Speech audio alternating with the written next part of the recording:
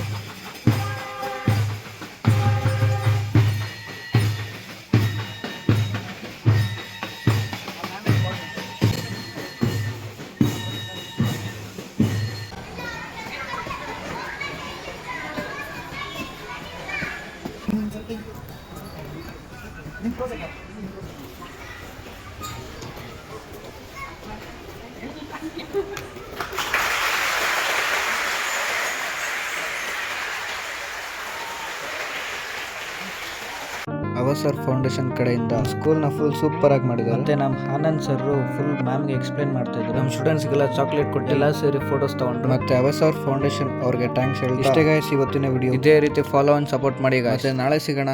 ಬಾಯ್.